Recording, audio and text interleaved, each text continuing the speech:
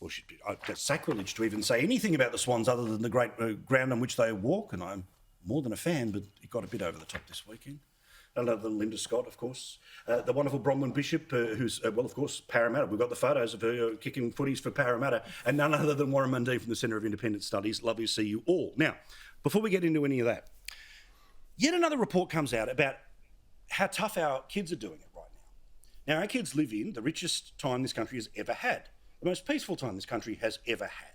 They live in a cashed-up education system full of every mod con at home, yet we learn today that young Australians are more anxious and depressed than ever before. Our mates at the Murdoch Children's Research Institute, they've been asked to come in and work out how to help plug this hole.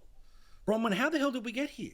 How did we get to a scenario where every generation it gets worse for the young generation that is the future? This is frightening. If we truly care about our future, and that's the justification for climate change, if we truly care about our future, and that's the justification for don't ring up the dead, then every single alarm should be ringing because they are struggling right now. They are, and I think there are two different lines to be looked at. One is a generation previously were taught that the world was coming to an end because of nuclear disarmament action. And my own kids came up in that generation, and they still have that fear of nuclear holocaust. But there's a second one, and this is very worrying, that our children are now being looked at in their behaviour, what they do, as being a medical something or other. The number of children who are on drugs, let's face it, putting a kid on Ritalin, that's putting him on speed. That's a pretty drastic thing to do, and yet it's handed out like lollies. And I think that there's got to be a return to the situation where schools, teachers, counsellors look at children as individuals with individual behaviours or whatever it is, without trying to medicalise it or categorise it and saying, this is difficult, we'll put them over there in a such and such class or a such and such group.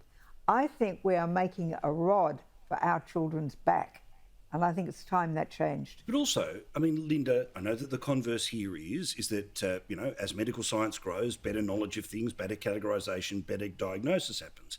But equally so, you're seeing here, we're sort of 2 generations into the everyone wins a prize. We're also into victimhood, catastrophising about things. Literally 33% of people who told that National Suicide Prevention Association that climate change was the reason they were thinking of ending their own life.